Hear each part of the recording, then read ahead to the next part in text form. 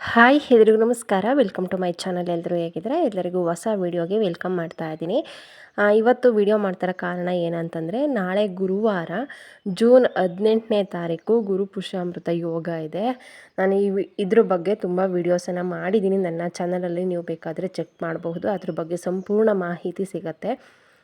ಗುರುವಾರ ಪೂಜೆ ಮಾಡಿದ್ರೇ ಅಷ್ಟು ಒಳ್ಳೆಯದಾಗುತ್ತೆ. ಅಂಥದ್ರಲ್ಲಿ ನಾಳೆ ಗುರು ಪುಷ್ಯಾಮೃತ ಯೋಗ ಇರೋದ್ರಿಂದ ನಿಮ್ಮದು ಎಂಥದ್ದೇ ಕಷ್ಟ ಇರಲಿ, ವಿದ್ಯಾಭ್ಯಾಸ ಆಗಿರ್ಬೋದು, ಮನೆ ಕಟ್ಟೋದಾಗಿರ್ಬೋದು, ಸಾಲ ಆಗಿರ್ಬೋದು, ಅಥವಾ ಅನಾರೋಗ್ಯ ಆಗಿರ್ಬೋದು, ಈ ಥರ ಎಷ್ಟೊಂದು ಸಮಸ್ಯೆಗಳಿರುತ್ತೆ.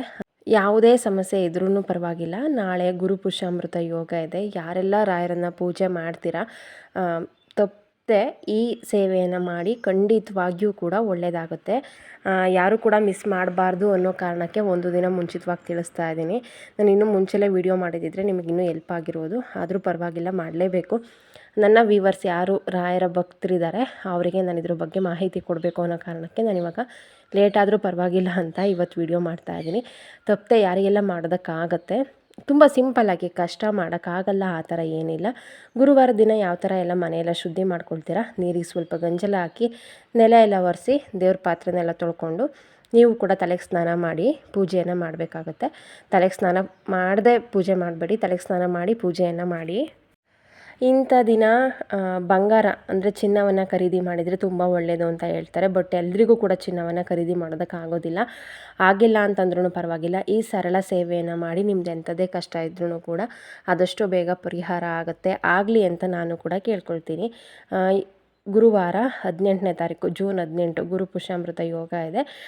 ಟೈಮ್ ಹೇಳೋದಾದರೆ ಬೆಳಗ್ಗೆ 6 ಗಂಟೆ 1 ನಿಮಿಷದಿಂದ 11 ಗಂಟೆ 32 ನಿಮಿಷದೊಳಗೆ ಈ ನೀವು ಪೂಜೆ ಏನು ಮಾಡ್ತೀರೋ ಅದನ್ನು ಮಾಡಿ ದೇವರಿಗೆ ನೈವೇದ್ಯಕ್ಕೆ ಇಡಬೇಕಾಗತ್ತೆ. ಹೇಳಿದ್ನೆಲ್ಲ, ಗುರುವಾರ ಯಾವ ಥರ ಪೂಜೆಯನ್ನು ಮಾಡ್ತೀರ ಆ ಥರ ಮನೆಯೆಲ್ಲ ಶುದ್ಧಿ ಮಾಡಿಕೊಂಡು ದೇವ್ರ ಮನೆ ತೊಳ್ಕೊಂಡು ರಾಯರಿಗೆ ಫೋಟೋ ಒರೆಸಿ, ರಾಯರ ಫೋಟೋವನ್ನು ಒರೆಸಿ, ವಿಗ್ರಹ ಇದ್ದರೆ ನೀವು ಯಾವ ಥರ ಪೂಜೆ ಮಾಡ್ತೀರ ಆ ಥರ ಮಾಡಬಹುದು. ನಾನು ಫೋಟೋಗೆ ಹೇಳ್ತಾ ಇದ್ದೀನಿ. ಫೋಟೋವನ್ನು ಒರೆಸಿ ಗಂಧ ಇಟ್ಟು ನಿಮ್ಮ ಶಕ್ತಿ ಅನುಸಾರ ಹೂವಿನ ಅಲಂಕಾರ ಮಾಡಿ, ಜೊತೆಗೆ ತುಳಸಿ ಇಡೋದನ್ನು ಮರಿಬೇಡಿ. ತುಳಸಿಯನ್ನು ಇಟ್ಟು ಗಂಧ ಇಟ್ಟು ರಾಯರಿಗೆ ಪೂಜೆ ಮಾಡಿ ತುಪ್ಪ ದೀಪ ಹಚ್ಚಿ. ನಾನು ಬಳಸೋದು ನಂದಿನಿ ತುಪ್ಪ, 10 ರೂಪಾಯಿ ಪ್ಯಾಕೆಟ್ ಬರುತ್ತಲ್ಲ, ಜಾಸ್ತಿ ತರೋದಕ್ಕಾಗೋದಿಲ್ಲ ಅಂತಂದ್ರೂ ಪರವಾಗಿಲ್ಲ, 2 ಪ್ಯಾಕೆಟ್ ತೊಗೊಂಡು ಬಂದರೆ 2 ದೀಪಕ್ಕೆ ಪೂಜೆ ಆಗೋವರೆಗೂ ಕೂಡ ಉರಿಯುತ್ತೆ. ಅಷ್ಟು ಹಾಕಿದರೆ ತುಪ್ಪ ದೀಪ ಹಚ್ಚಿದರೆ ತುಂಬಾ ಒಳ್ಳೆಯದು. ತುಪ್ಪದ ಬತ್ತಿಯಿಂದ ಆರತಿ ಮಾಡ್ಬೋದು, ಆದರೆ ಮಾಡಿ. ಆಗಿಲ್ಲ ಅಂತಂದರೆ ಮಾಮೂಲಿ ಕೊಬ್ಬರಿ ಎಣ್ಣೆ ಬಳಸಿ ಕೂಡ ಮಾಡಬಹುದು.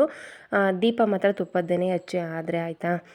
5 ತುಪ್ಪದ ಬತ್ತಿ ಅಥವಾ 9 ತುಪ್ಪದ ಬತ್ತಿ ಈ ಥರ ತೊಗೊಂಡು ರಾಯರಿಗೆ ಆರತಿ ಮಾಡಿ, ನಿಮ್ಮ ಕಷ್ಟ ಏನಿದೆ ಅದನ್ನು ರಾಯರ ಬಳಿ ಹೇಳ್ಕೊಂಡು ರಾಯರ ಹತ್ರ ಪರಿಹಾರ ಕೇಳಿ. ಖಂಡಿತವಾಗಿಯೂ ಅವ್ರು ಒಳ್ಳೇದು ಮಾಡ್ತಾರೆ. ಎಷ್ಟೋ ಜನಕ್ಕೆ ಒಳ್ಳೇದು ಮಾಡಿದ್ದಾರೆ.